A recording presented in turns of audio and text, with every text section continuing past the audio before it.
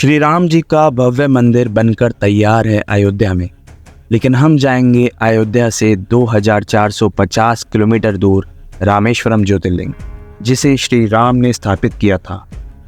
आज हम जानेंगे रामेश्वरम कैसे पहुंचना है, कहाँ रुकना है और ज्योतिर्लिंग के दर्शन भी करवाएंगे आपको। साथ में पूरी कहानी सुनाएंगे इस विशेष ज्योतिर्लिंग की।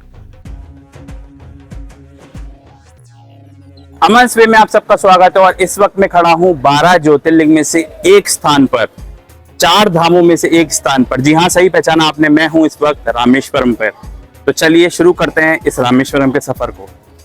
पहले आप ट्रेन से रामेश्वरम आ सकते थे, जहां आपको समुद्र के ऊपर बना हुआ पंबन ब्रिज का रेलवे ट्रैक देखने को मिलता था, लेकिन इस ट्रैक पर अभी काम चालू है, तो इसलिए आप ट्रेन से डायरेक्ट रामेश्वरम नहीं आ सकते। सबसे पहले आपको यहाँ पर मदुरई आना पड़ेगा। मदुरई आप फ्लाइट या फिर ट्रेन से आ सकते हैं। उसके बाद आपको इजीली यहाँ से टैक्सी या बस मिल जाएगी रामनाथपुरम की। रामनाथपुरम से मात्र 1 घंटे की दूरी पर रह जाता है रामेश्वरम आइलैंड। एक्चुअली ये छोटा सा द्वीप है जिसे आप बाय रोड क्रॉस कर सकते हैं। रामनाथपुरम के बजाय आप मदुरई से डायरेक्ट टैक्सी करके भी रामेश्वरम आ सकते हैं। रुकने के लिए मंदिर के आसपास कई सारे ट्रस्ट की धर्मशालाएं और होटल्स हैं, तो बेटर होगा कि आप मंदिर के 1 किलोमीटर के रेडियस में ही रुकें। चलिए तो आपको मंदिर लेकर चलते हैं। मंदिर में दर्शन के पहले आपको यहाँ पर अग्नि तीर्थम पर स्नान करना पड़ता है।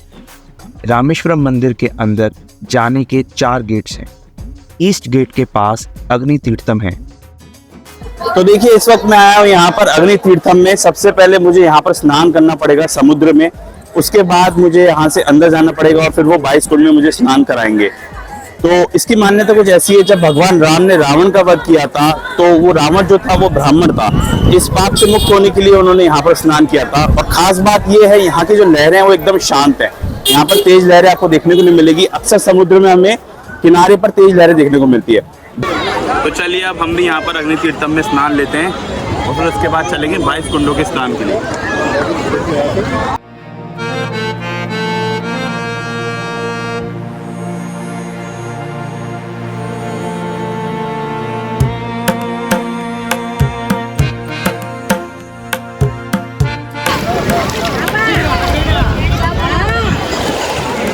लहरें बहुत शांत है। आप देखो, बिल्कुल लहरें ही नहीं है यहाँ पे। अक्सर समुद्र में हम देखते हैं कि लहरें बहुत तेज होती हैं, यहाँ पे बहुत शांत लहरें हैं।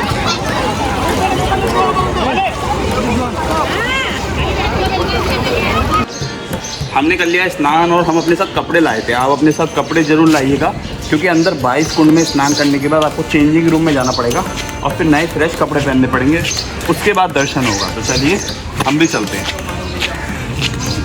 अग्नि तीर्थम में स्नान के बाद हमें 22 कुंडों में स्नान करना पड़ता है, जो मंदिर के अंदर ही हैं। मंदिर के नॉर्थ गेट से आपको एंट्री करना है। इस बात का याद रखिए, क्योंकि नॉर्थ गेट के पास ही है 22 कुंड। 25 रुपीज़ पर पर्सन इसमें टिकट है। यहाँ पर सेपरेटली पंडे भी मिल जाते हैं जो आपको स्नान करा सकते हैं अंदर ले जाकर। यहाँ पर जो भी 22 कुंड हैं अंदर, खास बात बताऊँ तो उन 22 कुंडों का नाम हमारे भारत की अलग अलग नदियों के नाम पर है। और ऐसा माना जाता है, जब भगवान श्री राम लौट कर आए थे तो उन्होंने ब्रह्म हत्या के पाप से मुक्त होने के लिए धनुष बाण की मदद से यहाँ पर इन 22 कुंडों का निर्माण किया था। और ऐसी मान्यता है कि इन 22 कुंडों में जो जल है वो हमारे भारत की अलग अलग नदियों का जल है। 22 कुंडों के स्नान के बाद आपको कपड़े चेंज कर अंदर जाना पड़ता है। कपड़े चेंज करने के बाद आप ईस्ट या फिर वेस्ट गेट से अंदर जा सकते हैं। मंदिर के बाहर कई सारे लॉकर रूम हैं जहां पर आप अपना सामान रख सकते हैं। कभी कभी यहां पर मोबाइल अलाउड होता है और किसी वक्त पर अलाउड नहीं होता है, तो ये डिपेंड करता है कि आप किस समय मंदिर दर्शन के लिए जा रहे हैं। ईस्ट गेट का गोपुरम सबसे बड़ा है, जिस पर आपको बेहद सुंदर कला देखने को मिलेगी। और सच में ये बहुत ही सुंदर गोपुरम है।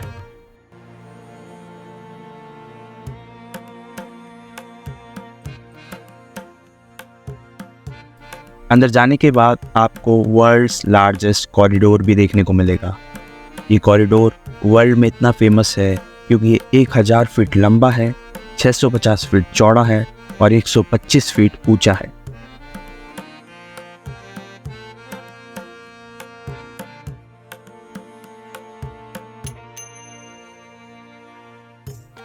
और साथ ही में इसके पिलर्स पर की गई कलाकृति अद्भुत है। टोटल यहाँ 3 कॉरिडोर्स हैं ऐसे।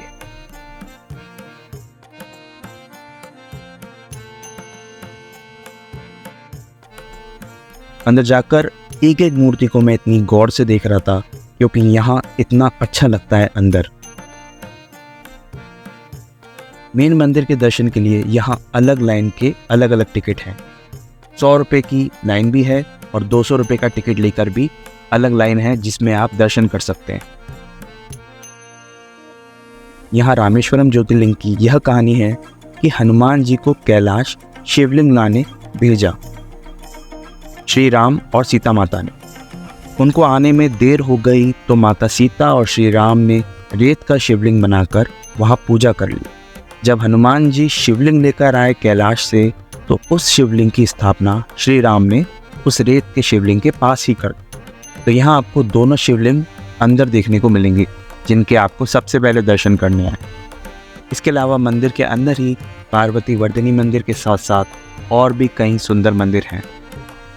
मंदिर के अंदर प्रसाद दोपहर 12 से 3:30 बजे के बीच मिलता है। साथ ही में अलग अलग तरह के प्रसाद जैसे हलवा इत्यादि आप मंदिर के अंदर से ही परचेज कर ले जा सकते हैं। एक बहुत ख़ास बात बताता हूँ, यहाँ मंदिर में सुबह 5 से 6 बजे के बीच स्फटिक मणि के दर्शन होते हैं। स्फटिक एक तरह का मटेरियल होता है जिसकी एक मणि होती है और वो दर्शन सिर्फ सुबह 5 बजे से 6 बजे के बीच ही होते हैं। ऐसा मान्यता है कि वो जो स्फटिक मणि है वो शेषनाग हैं जिस पर भगवान विष्णु विश्राम करते हैं।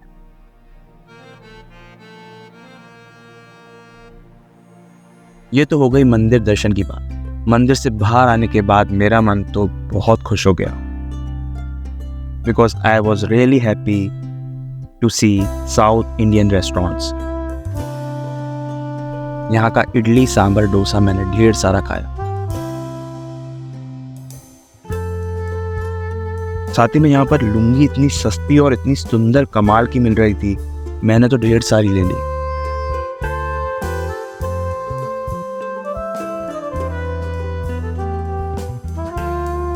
ऑब्वियसली लुंगी बांधना नहीं आती थी तो यहाँ पर भैया ने मुझे डेमो भी दे दिया उसका।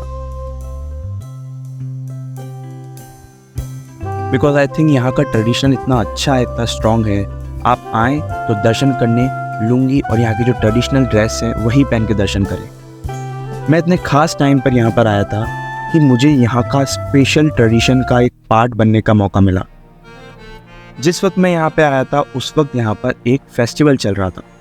यहाँ पर तमिलनाडु के और रामेश्वरम के आसपास के जो विलेजेस होते हैं वो कलश लेकर धूमधाम से यात्रा निकालते हैं। अलग अलग विलेजेस अलग अलग टाइम पर यहाँ पर यात्रा निकालते हैं कलश की और परिक्रमा लगाने के बाद उन्हें विसर्जित कर देते हैं। I was feeling so blessed कि मैंने इतने अच्छे दर्शन किए।